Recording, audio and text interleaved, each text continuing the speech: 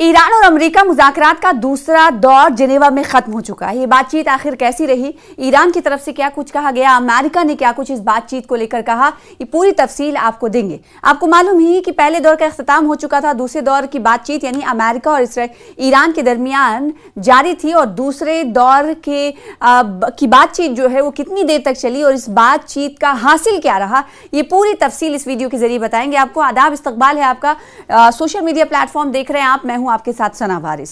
Geneva में Iran और America के दरमियान जौहरी मुज़ाकरात का दूसरा दौर तकरीबन 3.5 घंटे की मुशावरत के बाद खत्म हो गया। मुज़ाकरात के इख्तिताम पर ईरान के वज़ीर ख़ारजा सैयद अब्बास अराक़ची ने सहाफ़ियों से गुफ्तगू करते हुए कहा कि पहले दौर के मुज़ाकरात के निस्बत आज के मुज़ाकरात में अच्छी पेशरफ्त हुई है। सैयद अब्बास अराक़ची ने कहा कि हर चंद की मुज़ाकरात का दूसरा दौर आज हुआ, ताहम कल भी इस हवाले से बैनुल-अक़वामी एटमी तवानाई एजेंसी के डायरेक्टर जनरल राफेल ग्रोसी से तकनीकी पहलुओं पर अच्छी गुफ्तगू हुई और ओमान के वज़ीर ख़ारजा से भी तबादले ख्याल किया गया, जिसके बाद उन्होंने अमरीकी वफ़द से मुलाकात की। अमेरिका और ईरान के दरमियान जिनेवा में होने वाली बिलवास्ता मुज़ाकरात के दूसरे दौर के इख्तिताम के बाद ओमान के वज़ीर ख़ारजा, इससे पहले आपने देखा कि ईरान के वज़ीर ख़ारजा ने मुस्बत बातचीत के हवाले से रद्द-ए-अमल का इजहार किया, लेकिन जो सालिस का किरदार अदा कर रहा, जो मीडिएटर बना हुआ यानी ओमान का इस पर क्या कुछ कहना है ये भी जान लेते हैं। ओमान के वज़ीर ख़ारजा बदर अबू सईदी ने ऐलान किया है कि बातचीत में अच्छी पेशरफ्त हुई है। अबू सईदी, जिनका मुल्क तेहरान और वाशिंगटन के दरमियान सालसी का किरदार अदा कर रहा है, जैसा कि अब से कुछ देर पहले हमने आपको बताया, ने मंगल को अपने एक्स अकाउंट पर लिखा कि मुज़ाकरात मुश्तरका अहदाफ और मुताल्लिका तकनीकी उमूर के तयन की जानिब अच्छी पेशरफ्त के साथ इख्तिताम पजीर हुए। उन्होंने मजीद कहा कि हमारी मुलाकातों का माहौल तामीरी था, हमने मिलकर संजीदा कोशिशें की ताकि एक हतमी मुआहदे के लिए चंद रहनुमा उसूल वज़ा किए जा सकें। ताहम उन्होंने ये भी वाज़ेह किया कि अभी हमारे सामने बहुत सा काम बाकी है। दोनों फरीक आइंदा इजलास से पहले वाज़ेह अगले इक़दामात के साथ रवाना हुए हैं, जबकि अगली मुलाकात के हवाले से तारीख तय नहीं की गई है, यानी अगला मुज़ाकरात तीसरे दौर का कब होगा, कैसे होगा, कहाँ होगा, इस हवाले से अभी तक कोई बातें नहीं हुई हैं। रास्ता शुरू हो चुका है। जी हाँ, ऐसा कहा गया है कि मुज़ाकरात का जो दूसरा दौर था वो ख़त्म होते ही रास्ते की शुरुआत हो चुकी है। उन्होंने मज़ीद कहा, वजाहत की कि इसका मतलब ये नहीं कि हम जल्द किसी मुआहदे तक पहुँच जाएंगे, लेकिन रास्ता तो शुरू हो चुका है। इसके अलावा उन्होंने बताया कि दोनों फरीक मुमकिना मुआहदे के दस्तावेज़ के 2 अहम मुसव्विदों पर काम करेंगे और इन्हें एक दूसरे के साथ तबादला करेंगे, जैसा कि राइटर्स ने बताया है। ताहम उन्होंने इस बात की निशानदही भी की कि कई मामलात ऐसे हैं जिन पर दोनों जानिब से मजीद काम की ज़रूरत है।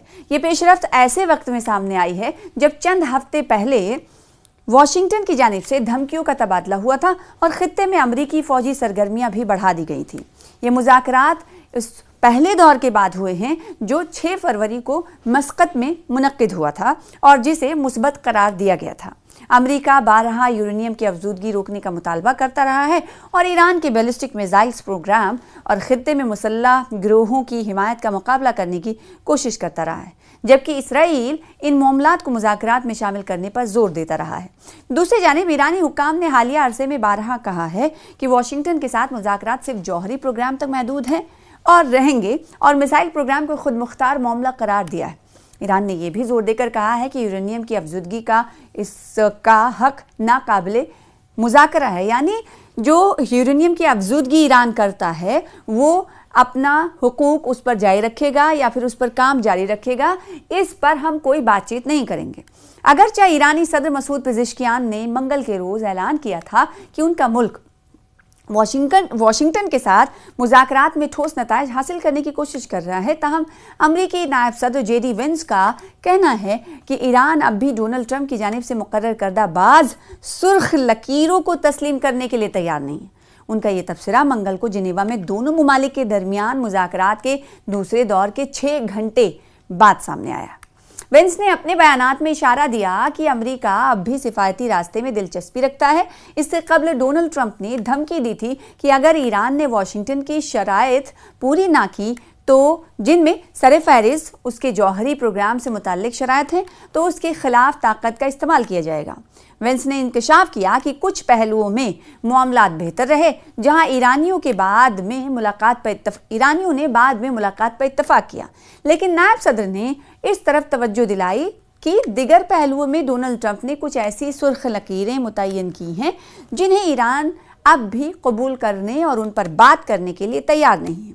उधर पेज़ेश्कियान ने मजीद कहा कि हम कतई तौर पर जौहरी हथियारों के हुसूल की कोशिश नहीं कर रहे हैं, और अगर कोई फरीक इसकी तस्दीक करना चाहता है तो हम ऐसी तस्दीक के लिए तैयार हैं।